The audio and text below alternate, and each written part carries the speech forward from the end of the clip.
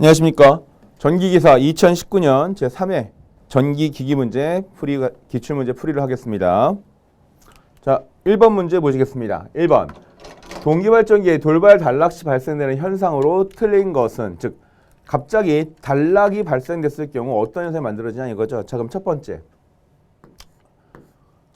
단락이 시작하자마자 어떤 전류가 흐릅니까? 이때는 돌발 단락 전류가 흐르게 됩니다.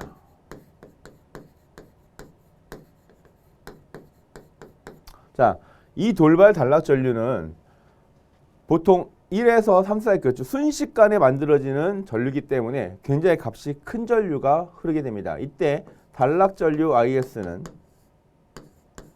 XL분의 2의 값으로 만들어질 것이고요. 이때 돌발 단락 전류를 제한하는 애 누구냐? 얘는 전기자, 누설, 리액턴스가 된다는 거죠. 두 번째. 자, 그러면 발전기 입장에서는 단락 전류가 발생을 했습니다. 발생을 하게 되면 얘는 엄청나게 큰 전류가 흐르기 때문에 얘는 어디에도 영향을 준다? 전기자에도 영향을 줄 수 있다는 거죠. 즉 전기자 반작용이 발생해서 이 전기자 반작용에 의한 리액턴스 값이 증가하게 됩니다. 자, 그래서 이때는 지속 단락 전류가 흐르게 되는데, 자, 그러면 처음에 뭐가 있었습니까? XL분의 2라는 값이 있었는데 여기서 뭐가 하나 추가될 것이다? 전기자 반작용 리액턴스가 하나 추가될 것이다 라는 거죠. 자, 그러면 전체적으로 요거만 있다가 어떻게 돼요? 요게 같이 되면은 얘네 성분이 전부 커지고 얘는 작아지겠죠. 그러면 돌발 단락 전류보다 어떻게 된다? 작아지는 값이 만들어진다 라는 거고요. 자, 그 다음에 얘를 다시 한번 정리해 보면 요 두 값은 XL 플러스 XA 값은 XS 값, 즉 얘가 뭐가 됩니까? 얘는 동기 리액턴스 값이 됩니다. 그래서 이 동기 리액턴스에 의해서 보다 지속 단락 전류가 제한된다라는 걸 알 수 있습니다. 자, 그러면 일반적으로 큰 전류가 흐르게 되면 어떻게 됩니까? 전류는 이 단락 전류에 의해서 만들어지는 손실에 의해서 과도 전류가 흐르기 때문에 건설의 소선이 말씀될 수 있고, 즉 동선이 손실값이 커지기 때문에 어떻게 됩니까? 전체의 효율값이 확 떨어질 수도 있다는 얘기죠. 그러면 문제 한번 보겠습니다. 1번. 큰 과도 전류가 흘러서 건설이 소선된다. 맞습니다. 그래서 단락은 조심해야 됩니다. 두 번째. 단락 전류는 전기자 저항으로 제한된다. 아니죠. 지금 전부 다 뭡니까? 리액턴스 값으로 제한되기 때문에 문제 틀린 것 고르라했으니까 뭐가 됩니까? 답은 2번이 된다는 걸 알 수가 있습니다. 3번. 코일 상호 간의 큰 전자력에 의한 코일이 파손된다. 맞는 말이고요. 4번. 큰 단락 전류 후, 큰 돌발 단락 전류 후 점차적으로 감소해서 지속 단락 전류 유지된다. 4번 맞는 말이죠. 그래서 답은 몇 번입니까? 1번 답 2번이 됩니다. 2번 문제 보도록 하겠습니다.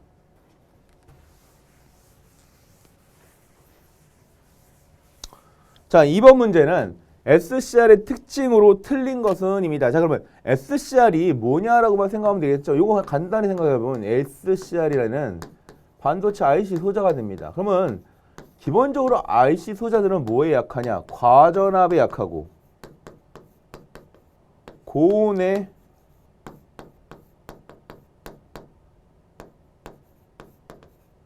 약하다는 걸 알 수 있습니다. 또한 내부 저항값이 작기 때문에 전압 강압 값이 굉장히 작다는 것도 알 수 있겠죠. 자, 그럼 볼까요? 1번 과전압에 약하다. 맞는 말이고요. 2번 연용량이 적어서 고온에 약하다. 맞는 말입니다. 3번 전류가 흐르고 있을 때 양극 전압 강화가 크다. 아니죠. 전류가 흐르고 있을 때 양극 전압 강화가 된다.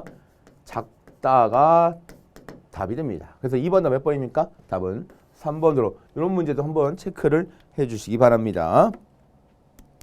3번 문제 보겠습니다.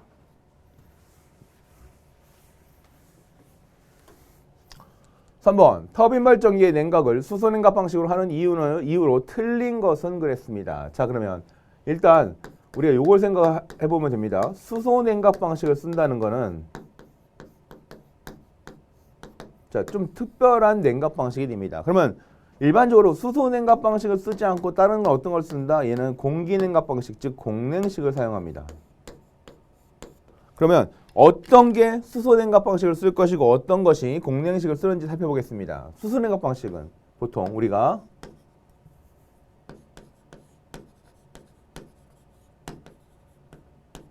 비돌극형, 즉 원통형의 발전기에서 수소냉각 방식을 사용한다는 거죠. 이유는 뭐예요? 공극이 굉장히 작습니다. 자, 그리고 공냉식의 경우는 돌극형 방식에서 뭘 쓴다? 공냉식을 사용한다. 왜요? 공기가 통과할 수 있는 공극이 상당히 클 수가 있다는 얘기죠. 그렇기 때문에 일반적으로 수소냉각 방식을 쓰게 되는 경우는 전반적으로 뭐다?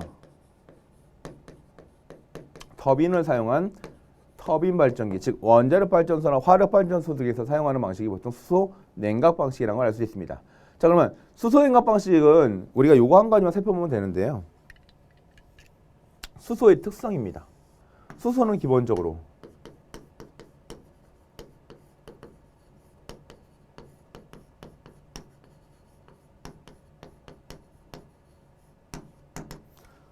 순도가 저하되면 폭발성을 가지고 있기 때문에 다른 그 공기나 어떤 다른 뭐 가스 등과 화학 반응이 일어나면 안 됩니다. 그래서 순도가 저하되지 않기 위해서 반드시 어떻게 한다? 반드시 전폐형을 사용한다라는 걸 알 수가 있습니다.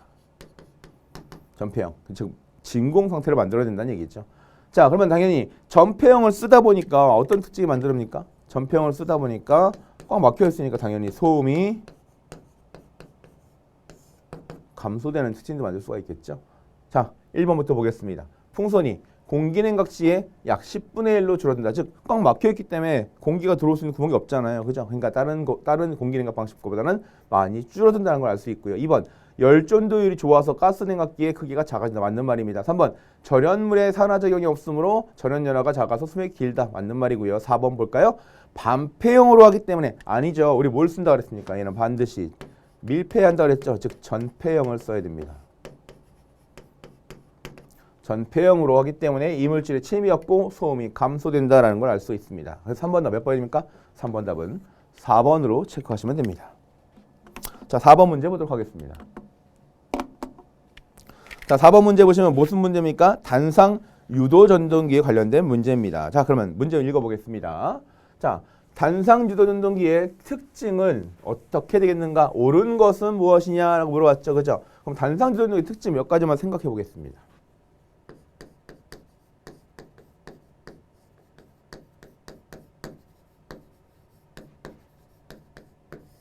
자, 1번. 뭐가 없다? 기동 토크가 없다라는 거죠. 그래서 반드시 기동을 위한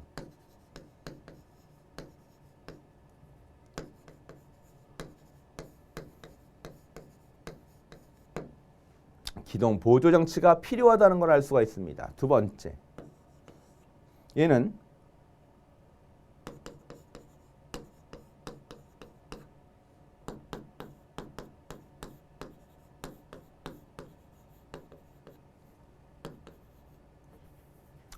슬립이 0이 되기 전에 토크가 얼마가 된다? 0이 된다는 얘기죠.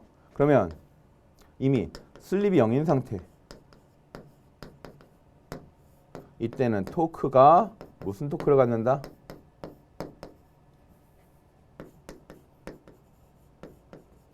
부토크를 갖는다. 그래서 슬립이 0이 된 상태에서 전체적으로 R값은 뭐가 됩니까? R값은 기본적으로 슬립에 비례하기 때문에 슬립의 R값을 증가시키면 이 부토크 자체가 뭘로 만들 수 있다? 역방향 토크로 만들 수 있다.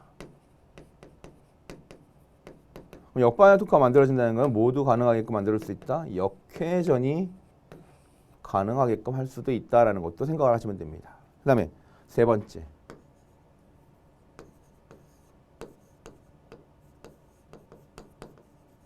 R2 변화에 따른 비례 추이가 불가능하다는 얘기죠. 자, 비례 추이가 불가능하다는 얘기는 최대 토크는 삼상 유도 전동기의 경우는 불변이었는데 얘는 뭡니까? 최대 토크가 변화된다는 걸 알 수가 있습니다. 자, 그 다음에 한 가지 더 기억하실 건 이때 단상 유도 전동기에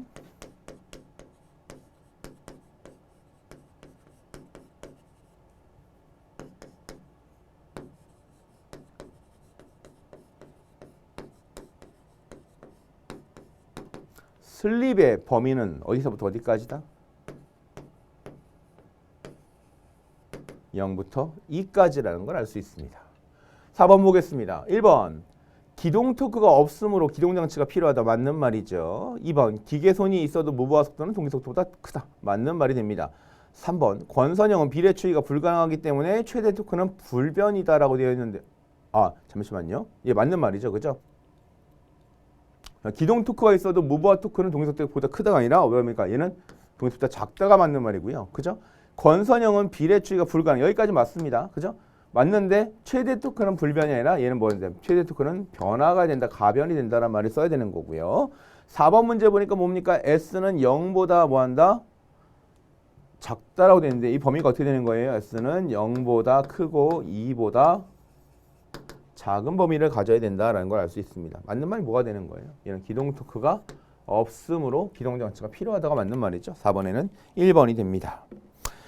자, 그 다음에 5번 문제 보도록 하겠습니다. 자, 5번 문제는 여러분들 조금 생소한 문제가 될 수 있는데, 생소한 문제가 됐는데, 요즘 실제 변압기를 쓰면서 가장 많이 쓰이는 변압기가 몰드 변압기입니다. 그럼 몰드 변압기에 대한 특징으로 틀린 것은 그랬습니다. 그럼 우리가 몰드 변압기가 어떤 구조인지 한번 살펴보겠습니다. 자, 몰드 변압기는 일반적으로 권선이 이렇게 만약에 감겨 있다고 생각해 보겠습니다. 그럼 권선이 감겨 있으면 이 권선 주위에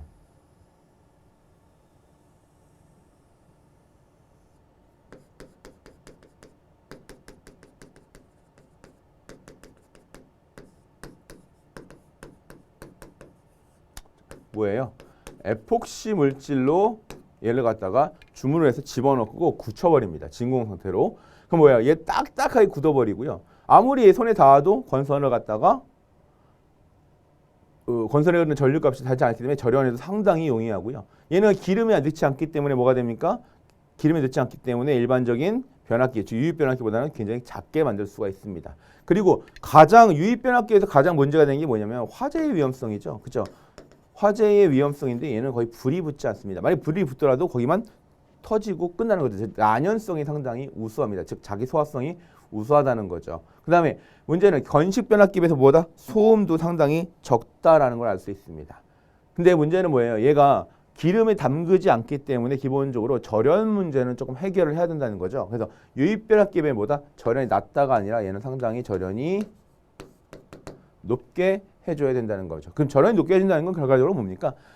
권선이나 이런 걸 갖다 쌀 때 절연제 성분들을 갖다가 값을 크게, 즉 무슨 YAEB, FHC, 즉 F종이나 원래는 변압기 같은 경우 F종을 썼었는데 유입 변압기 같은 경우는 근데 얘 같은 경우는 보통 H종 이런 경우에 많이 사용을 한다라는 겁니다. 자, 그래서 일반적으로 5번의 문제는 몰드 변압기의 특징을 갖다가 말한 거고요. 그 다음에 우리 좀 비교적으로 또 나머지의 기타에 대한 내용들은 뭐가 있습니까? 얘가 전체적으로 권선을 갖다 주물로 싼 거기 때문에 어떤 진동이나 이런 것도 강인할 수 있습니다. 즉 내진성이나 상당히 우수할 수 있고 수분이 침투할 수 있는 부분이 없습니다. 그래서 내습성이 상당히 좋다는 것도 알 수 있습니다. 그 다음에 실제로 얘가 일반 변압기는 전체 하나의 탱크까지 같이 움직여야 되는데 얘는 어떻게 됩니까? 변압기 자체에 권선만 따로 움직여도 상관이 없다는 거죠. 분할 조립이 가능할 수도 있습니다. 그래서 반인빈 반출이 상당히 용이하다는 걸 알 수가 있습니다. 또한 문제는 뭐가 되냐면 일반 변압기하고 뭐예요? 에폭시를 한 번 더 감싸다 보니까, 즉 주물을 감싸다 보니까 얘는 어떤 특징이 있다? 비싸다. 만들기가 비싸다는 특징이 있다는 거 좀 기억하시면 될 것 같고요. 그래서 5번 답 몇 번이 된다? 낮다보다는 뭐다? 높다가 답이 된다는 거 이거 기억해 주시면 됩니다. 6번 보도록 하겠습니다.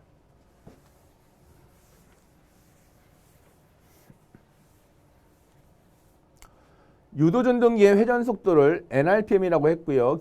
동기 속도를 ns라고 표현했습니다. 이때 순방향 회전자기의 슬립을 s라고 하면 역방향 회전자기에 대한 회전자 슬립은 자, 역방향 회전이라고 그랬잖아요. 그죠? 그럼 일반적인 이 순방향 회전에 대한 속도가 n이라고 한다면 역방향은 뭐가 되는 거예요? 마이너스 n이 된다는 얘기죠. 그럼 일반적인 슬립은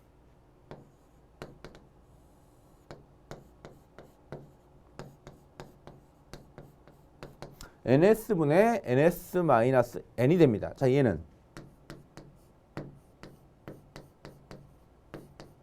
(1 마이너스 ns분의 n이 된다는 얘기죠. 근데 역방향은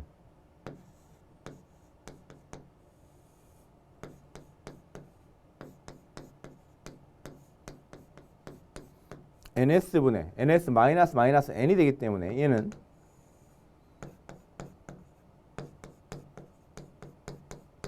ns의 ns 플러스 n이 됩니다. 자, 그러면 얘는 1 플러스 ns분의 n이 된다는 걸 알 수가 있고요. 자, 얘를 갖다가 즉 순방향 회전자기에 의한 슬립을 갖다 기준으로 보게 되면 ns분의 n은 뭐가 됩니까? 얘 넘어가고 넘어오면 1 마이너스 s가 됩니다. 그럼 얘는 1 플러스에 1 마이너스 s가 되기 때문에 2 마이너스 s라는 걸 알 수가 있습니다. 그래서 우리 요거 역방향 회전자기에 대한 슬립 요 내용 2-S 잘 기억해 주시고요. 나중에 이게 시험 문제로 나올 수가 있기 때문에 계산 문제로 나올 수가 있기 때문에 이거 잘 기억을 좀 해주시면 좋겠습니다. 6번 다음 몇 번이 됩니까? 2-S. 답은 4번이 됩니다. 7번 문제 보도록 하겠습니다.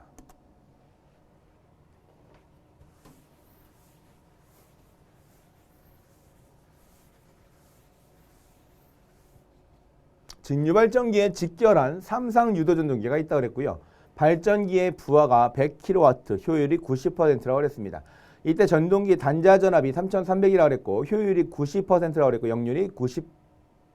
효율과 역률이 모두 90%라고 했습니다. 이때 전동기에 흘러가는 전류는 몇 암페어인가 라고 되어 있죠. 자, 일반적으로 이거 한번 따져볼까요? 직류전동기가 있고요. 이 직류전동기와 직결해서 누가 연결되어 있냐면 직류 발전기죠. 그죠? 네, 직류 발전기가 있고 이 발전기를 회전시키기 위해서 누가 존재하냐면 원동기가 있습니다. 원동기가. 자, 그러면 이때 발전기 쪽의 부하가 얼마였냐면 100kW 이렇게 하면 좀 헷갈리시겠네요, 여러분. 자, 요 순서를 바꿔 볼게요. 뭐냐면 얘가 원동기입니다. 얘가 뭐냐? 발전기입니다. 자, 근데 이때 부하에 얼마가 놓여 있다는 거예요? 부하가 100kW의 효율이 0.9짜리 부하가 놓여 있다는 거죠. 자, 그러면 여기서 이 전동기에서의 출력값이 이렇게 나왔다는 얘기는 전동기의 입력은 발전기의 입력은 직류 발전기의 입력은 자, 2타는 뭡니까? 입력분의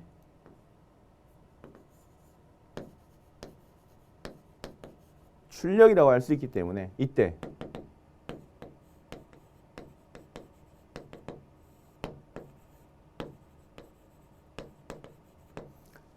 이타는 입력은 즉 2타분의 출력값으로 쓸 수가 있습니다. 그러면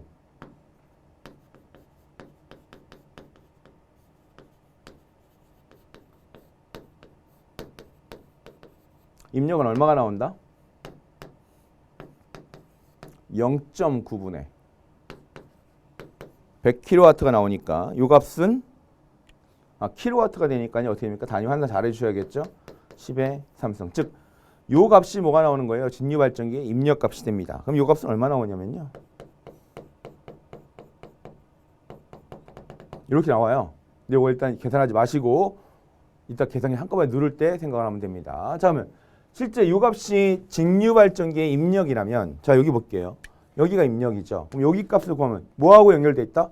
축하고 같이 연결돼 있다. 그러면 원동기 발전 자, 그러면 축하고 같이 연결돼 있다. 그럼 뭐가 됩니까? 얘는 출력값과 입력값이 뭐한다? 동일하다는 걸 알 수가 있습니다. 동일하다. 자, 그러면 전동기의 출력은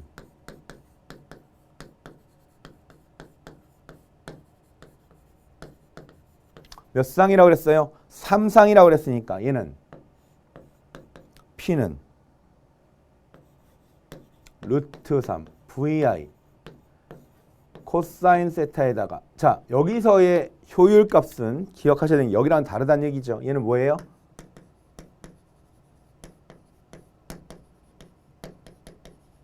전동기의 효율입니다. 자, 그러면 얘는 여기서 I 값을 계산하라고 그랬으니까 얼마가 됩니까? 루트 3 V에 코사인 세타 곱하기 2타에다가 P가 될 것이고 이때 P는 뭐다? 직류 발전기의 P와 같다라는 걸 알 수가 있습니다. 자, 그러면 대입을 해보시면 0.9 곱하기 100의 10의 3승에다가 루트 3 곱하기 자 전압이 얼마라고 그랬습니까? 3300V라고 그랬죠. 그죠? 3300의 효율이 0.9의 역률이 0.9분의 1 값으로 써주시면 이때의 전류값이 몇 암페어가 나온다? 얘는 24암페어가 나온다는 걸 알 수가 있습니다. 자, 그래서 답이 몇 번이에요? 7번 답 4번으로 체크 한번 해주시면 되겠습니다.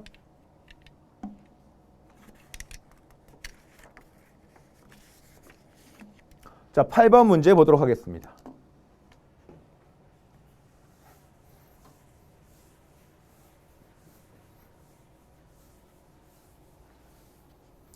유도 발전기의 동작 특성, 발전기입니다. 발전기. 자, 발전기의 동작 특성에 대한 설명 중 틀린 것은 그랬으니까 발전기만 잘 기억해 주시면 됩니다. 1번 보겠습니다. 자, 병렬로 접수된 동기 발전기 여자를 취한다. 일반적으로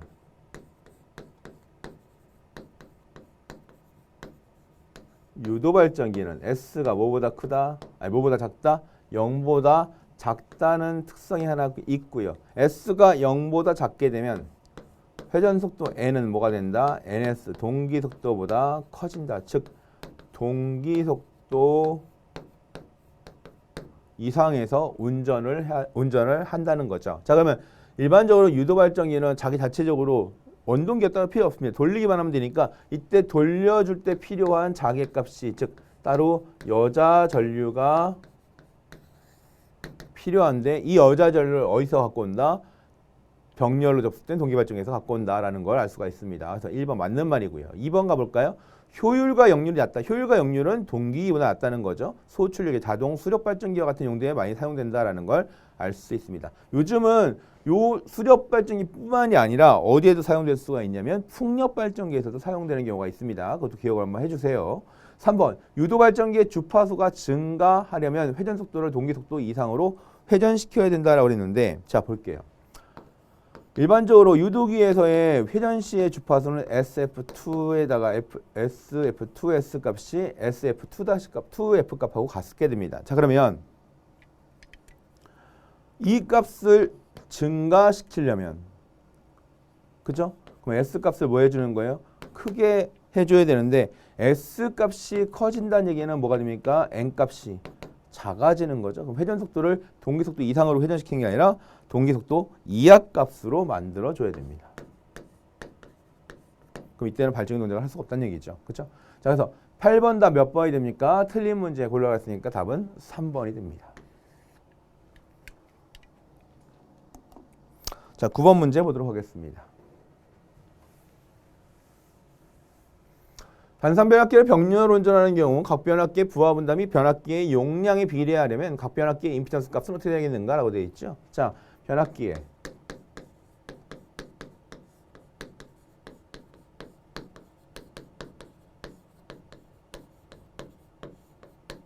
부하 분담이 관련된 내용입니다. 자, 변압기의 부하 분담. 변압기는 일반적으로 어떻게 된다? PB분의 PA는 PBN에다가 PAN 곱하기 퍼센트 임피던스 ZA의 퍼센트 임피던스 ZB 값으로 자 B전 변압기에서 얼마큼의 부하를 분담할 것이냐? 얘는 첫 번째 누구랑 비례해야 된다?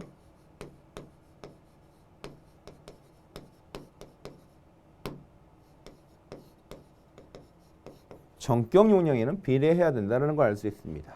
그러나 임피던스와는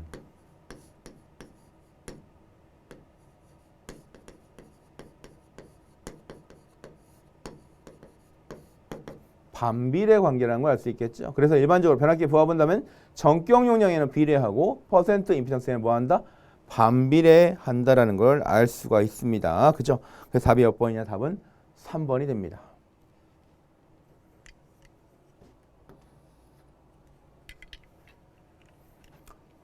답은 3번입니다. 다음 10번 답 보겠습니다.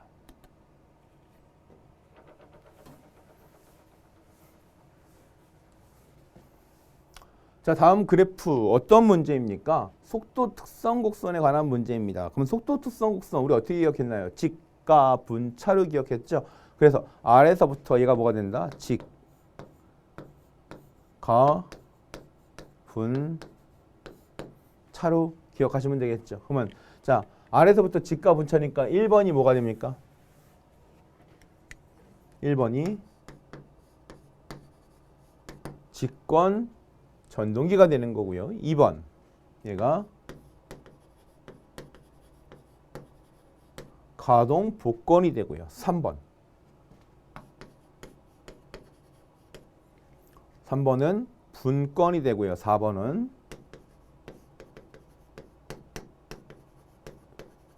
차동 복권이 된다는 거 알 수 있습니다. 이 순서대로 나열된 게 몇 번입니까? 답은 2번이라는 거. 그래서 속도 변동이 가장 큰 애가 누구다? 직권이다. 속도 변동이 가장 큰 애가 직권이다. 가장 작은 애가 누구다? 차동 복권이다라는 걸 알 수가 있습니다. 11번 갑니다. 전력 변환기기로 틀린 것은 그랬습니다. 전력 변환기기로 틀린 것은 1번 컨버터, 2번 정류기, 3번 인버터, 4번 유도 전동기. 유도 전동기 뭡니까? 전기적인 에너지를 기계적인 에너지로 바꿔주는 거죠. 여기서 전력 변환기라는 건 전기적인 에너지를 어떻게 바꿔줄 건가가 문제입니다. 답이 몇 번이에요? 11번 답은 4번이 됩니다. 그럼 이거 몇 가지 정리 한번 해볼까요? 첫 번째, 자 AC를 DC로 변환시키는 장치가 있고요. 두 번째, DC를 DC로 변환시키는 장치가 있습니다. 세 번째, DC를 AC로 변환시키는 장치가 있고요. 네 번째, AC를 AC로 변환시키는 장치가 있습니다. 이때 AC를 DC로 변환시켜준 걸 우리가 뭐라 표현하냐? 얘를 정류 변환이다라고 얘기하고요. DC를 DC로 바꿔준다. 얘는 당연히 직류 변환이 됩니다. DC를 AC로 바꿔주는 장치, 얘는 얘 거꾸로 가는 거잖아요. 그래서 얘를 갖다 역변환이라고 표현합니다. 자, AC를 AC로 바꿔주는 얘를 교류 변환이라고 표현합니다. 이때 정류 변환을 시켜주는 것, 즉 AC를 DC로 바꿔주는 장치를 우리가 뭐라고 표현한다? 얘를 정류기라고도 얘기하고, 실제 우리 산업기사나 기사 문제에서는 얘를 갖다가 뭐라고 표현하면 얘를 갖다가 범용적으로 불릴 때 컨버터라고 불리고 있습니다. 컨버터. 그래서 여기에는 뭐가 있습니까? 다이오드 정류기, 그 다음에 SCR 정류기가 있다는 것도 기억을 해주시면 됩니다. 두 번째, DC를 DC로 변환시키는 장치는 우리가 뭐라고 표현할 거면 얘를 갖다가 DC 컨버터라고 하는데 어떻게 보면 겹치잖아요, 말이. 그래서 얘를 갖다 뭐라고 쓴다?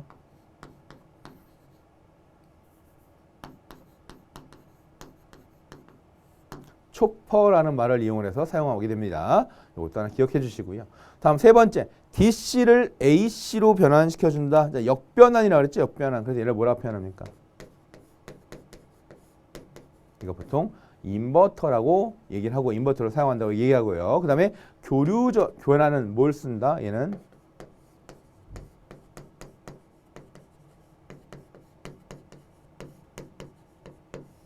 사이클로 컨버터를 사용한다는 거 알 수 있습니다. 그래서 11번 이렇게 한번 정리를 해주시기 바랍니다. 다음 몇 번입니까? 11번 답은 4번이 됩니다. 12번 보도록 하겠습니다.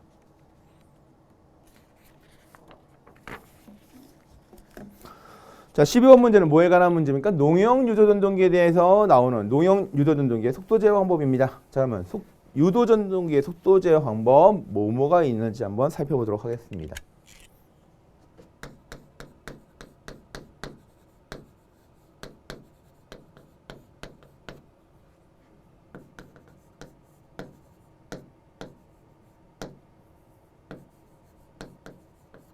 자, 이때 N은 P분의 120F의 1-S가 되기 때문에 첫 번째, 뭐를 변환시킨다? 주파수를 변환시키는 방법이 있고요. 두 번째, 극수를 변환시키는 방법이 있고요. 그 다음에 슬립을 변환시키는 방법이 있죠. 자, 이때 자, 이번에는 뭘로 쓸 거냐면 전동기의 종류에 따라서 어떻게 나눠주는지 한번 살펴보겠습니다. 그러면 첫 번째.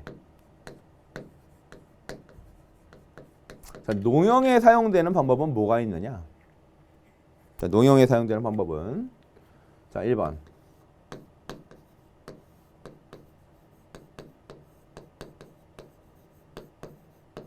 일차 전압 제어가 있습니다. 두 번째. 주파수를 변환시켜서 사용하는 주파수 제어법이 있고요. 세 번째.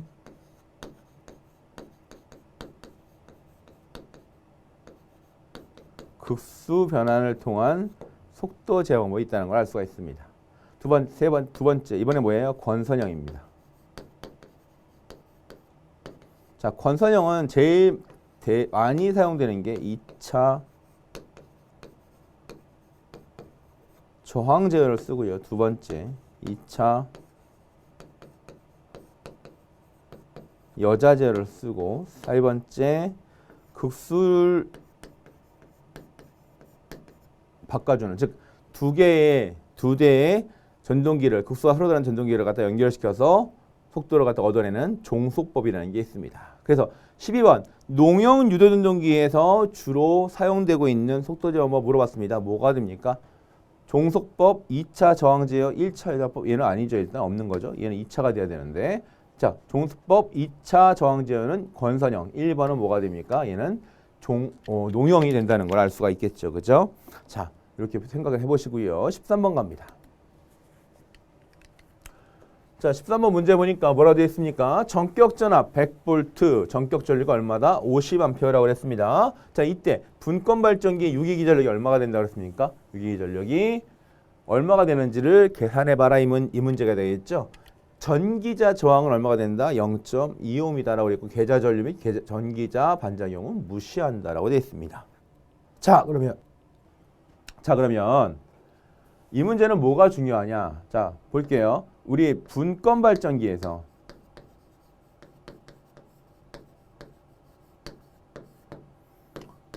우선 전기자 전류는 IF 플러스 I라고 할 수 있고요. 이때 유기기 전력 값은 E는 V 플러스 IARA가 됩니다. 자, 근데 문제상에서 이미 전격 전류, 즉 I 값이 얼마로 주어졌냐면 50A로 주어졌습니다. 그러면 I는 50A로 대입하면 됩니다. 자, 근데 IF 값을 어떻게 계산할까 봤더니 여기에 뭐라고 나와 있냐면 계자 전류는 뭐 해준다? 무시한다는 얘기죠. 그렇다는 얘기는 이때 IA 값은 뭐하고 똑같다? I 값하고 똑같다라고 볼 수 있겠죠. 그러면 IA 값 우리 얼마로 구할 수 있습니까? 얘는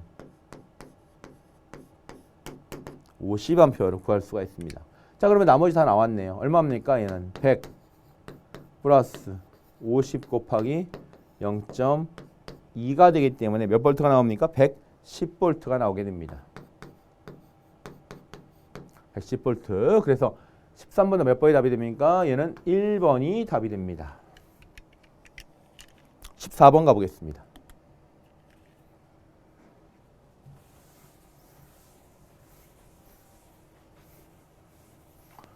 14번 그림과 같은 변압기회로에서 부하 R2에 공급되는 전력이 최대 전력이 되려면 어떻게 됩니까? 1차 측에 있는 저항값과 2차 측에 있는 부하 저항값이 뭐냐? 서로 같아야 됩니다. 근데 문제는 뭐가요? 같게 하기 위해서도 뭐가 존재해야 된다? 얘는 건수비가 존재하기 때문에 건수비를 적용시킨 값이 같아야 된다는 걸 알 수가 있습니다. 자, 그러면 우리 일반적으로 요거 기억하시죠? 건수비 A는 임피던스 Z2분의 Z1 R2분의 R1 X2분의 X1 값으로 쓰일 수가 있으니까 우리가 이 권수비와 저항의 관계를 따지셔서 문제를 푸시면 됩니다. 자, 그러면 얘는 A제곱은 R2분의 R1 값으로 사용을 할 수가 있고요. 자, 지금 문제상에서 뭘로 바꿔주면 되는 거예요? 얘를 바꿔주든지 쟤를 바꿔주든지 둘 중에 하나 바꿔주시면 되는 거죠. 자, 그러면 권수비 구하는 거니까 대입 그냥 하셔도 되겠네요. 그죠? 그러면 요거 이렇게 볼까요? 그러면 얘는 A는 뭐가 됩니까? 루트 R2분의 R1이 되니까 얼마가 됩니까? R2 값이 100이 되고요. R1 값은 1 곱하기 10의 3승 값이 됩니다. 그러면 A 값이 얼마 나옵니까? 얘는 루트 10이 나온다는 걸 알 수 있겠죠. 그래서 13번 답 뭐가 됩니까? 건수비 2가 된다는 겁니다. 자, 이 경우는 뭐가 됩니까? R1을 구한다는 얘기는 A제곱에 R2로 구할 수가 있는 거고 R2로 구한다는 얘기는 자리 바꿔주시면 A제곱분의 1에 R1 값으로 해서 이렇게 등가 변환시킬 때 계산하는 방법을 의미합니다. 이것도 기억을 해주시기 바랍니다. 15번 보겠습니다.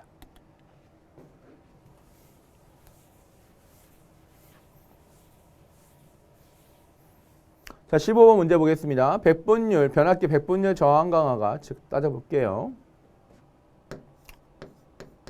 P값이 얼마 나왔냐면 3%가 나왔습니다.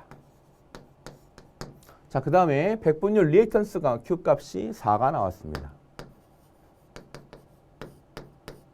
이때 역률, 뒤진 역률이라고 했으니까 코사인 세타는 0.8이 되고요. 얘는 지상에 대한 값이 얻어집니다. 이때 전압 변동률을 계산하라 라고 되어 있죠. 자, 일반적으로 코사인이 0.8인 경우는 사인은 얼마가 나오니까 사인은 루트 1 마이너스 코사인 제곱 세타 값으로 해서 계산해 보시면 얼마 나온다? 0.6이 나온다는 걸 알 수가 있습니다. 자, 그러면 전압 변동률은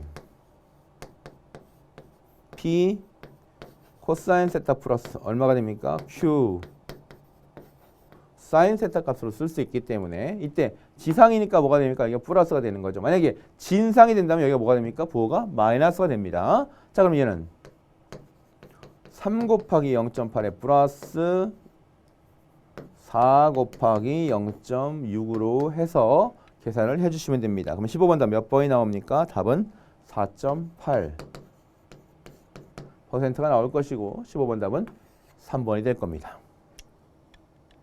다음 16번 문제 보도록 하겠습니다.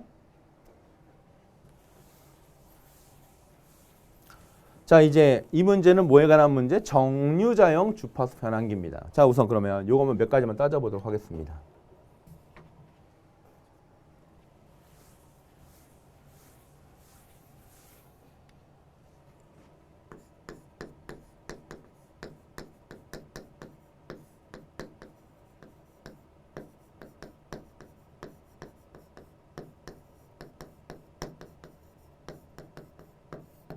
자, 정류자용 주파수 변환기. 그럼 주파수 변환시킬 건데 어디에 사용될 것이냐? 이 사용하는 목적도 중요합니다. 얘는 유도전동기 2차 여자 제어용으로 주파수 변환시킬 때 많이 사용하고 있습니다. 자, 그러면 얘를 문제를 물어볼 때 뭐가 나온 경우가 있냐면 실제 이때 주파수가 얼마로 세팅을 할 것이냐라는 건데 자, 몇 가지만 체크 한번 해보겠습니다. 첫 번째.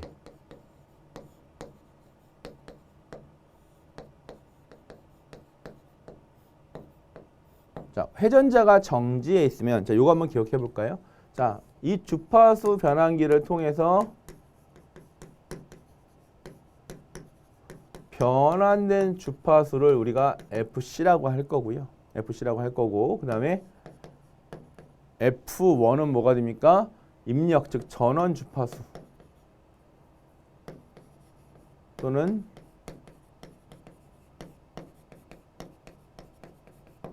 입력 주파수로 표현하겠죠. 그죠? 요 주파수가 걸렸을 때 자, 회전자가 정지하게 되면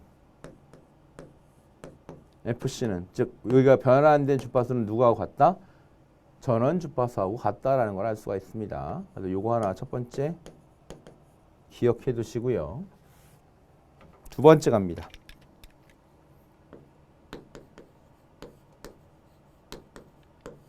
자, 회전자가 어떻게 된다? 자속과 회전자계, 즉 회전자계와 자속과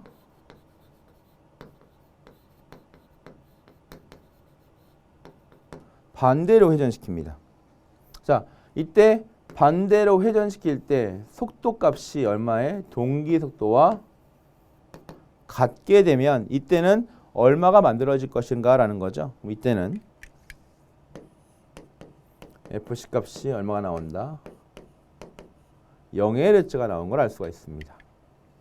두 번째, 세 번째. 자, 이번에 똑같이 회전자 자석과 반대, 즉 반시계 방향으로 만들어주면, 자, 이때는 한 가지 조건이 붙습니다. 뭡니까? n이 뭐한다? 동기 속도보다 작은 경우입니다. 그러면 얘는 어떻게 동작한다? FC는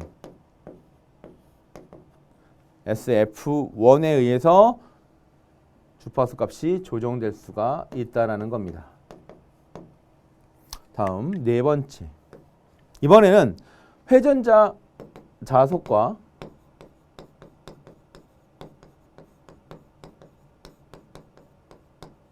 같은 방향으로 회전할 건데 보통 어떻게 된다?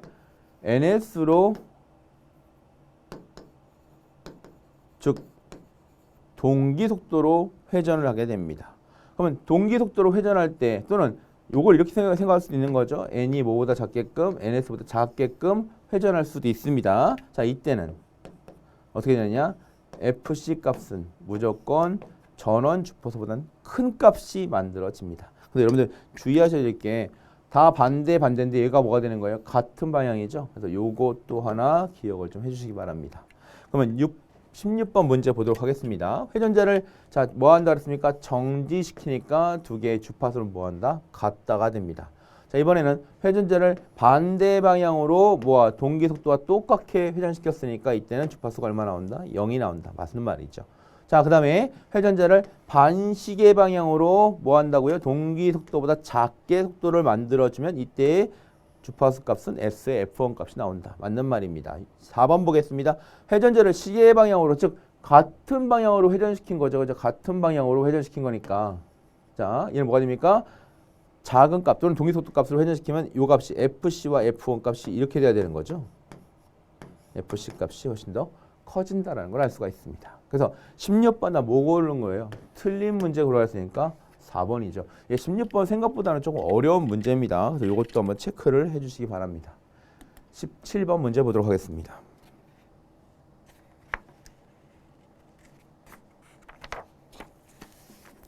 일반적으로 삼상 발전, 동기발전기에서의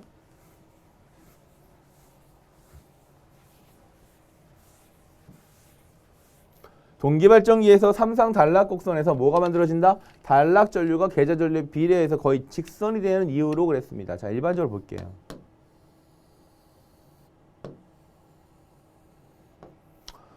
자, 동기발전기의 특성 곡선 중에서 뭐가 있냐? 첫 번째는 이런 식의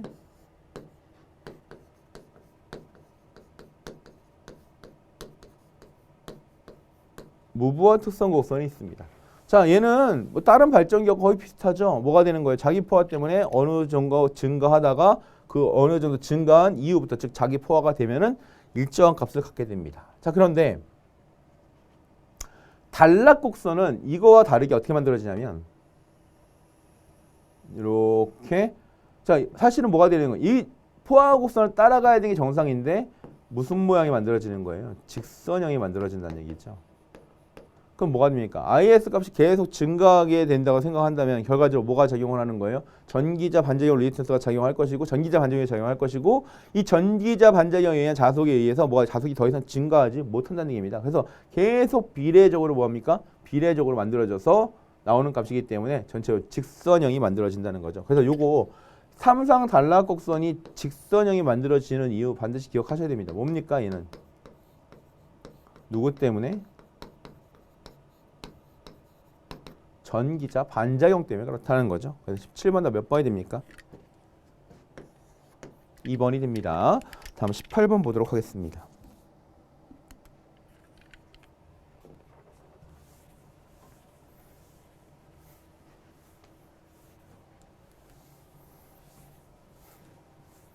(18번) 1차 전압이 V1, 2차 전압이 V2인 단건 변압기는 Y결선 했을 때 등가 용량과 부하 용량이 B는 그랬습니다. 단 V1이 V2보다 크다라고 그랬고요. 자, 그럼 우리는 어떻게 기억을 하고 있냐? 요거부터 시작을 할까요? 단건 변압기에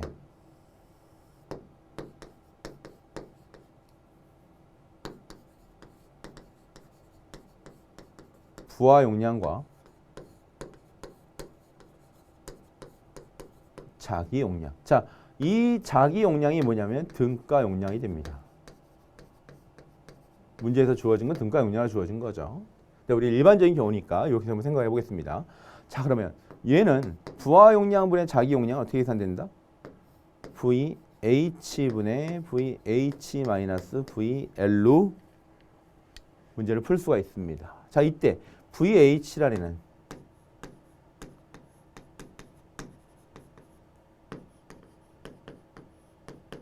고압 측전압이 되고요. VL은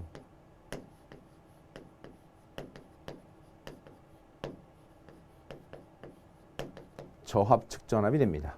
자, 그러면 이 경우 주어진 문제대로 바꿔보면 얘는 어떻게 쓸 수 있습니까? V1이 V2보다 크기 때문에 V1분의 V1 V2라고 할 수 있겠죠. 자, 얘가 일반적인 단권 변압기의 부하 용량과 자기 용량, 즉 부하 용량과 등가 용량에 대한 비입니다. 그런데 이 단권 변압기는 결선에 따라서 몇 상으로도 쓸 수 있냐? 3상으로도 사용될 수가 있습니다. 자, 그러면 3상으로 썼을 경우에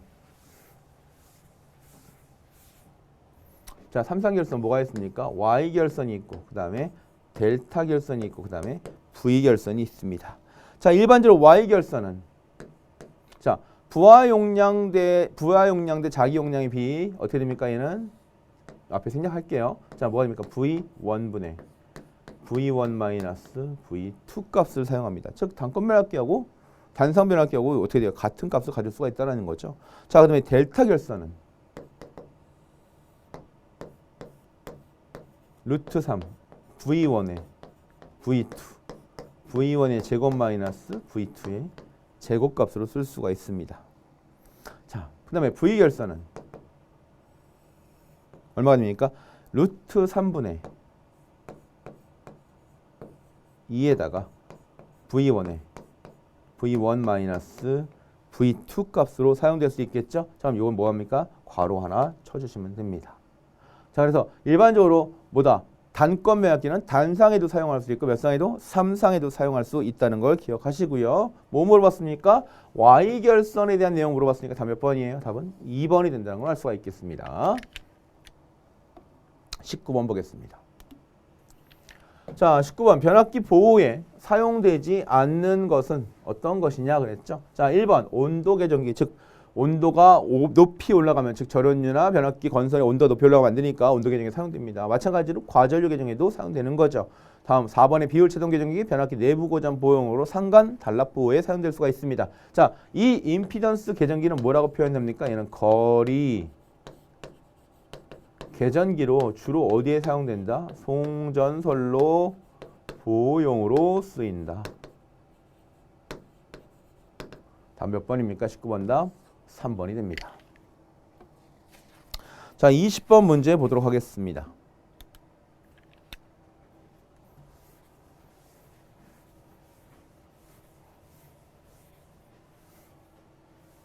(20번) 전압을 2를 전압이라고 하고 R을 1차로 환산한 저항, X를 1차로 환산한 리액턴스라고 할 때 유도전등기의 원선도에서, 즉 원선도에 대한 얘기죠. 원선도의 원의 지름은 무엇인가? 자, 그러면 우리가 기억할 거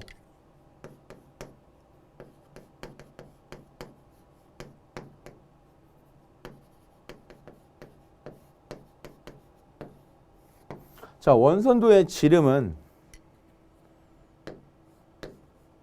이 뭐하는 거예요? 전압과는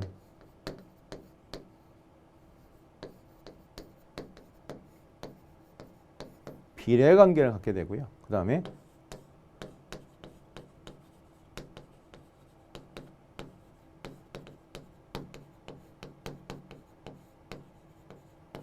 반비례 관계를 갖습니다. 그래서 얘네 둘이 합치면 뭐가 됩니까? X분의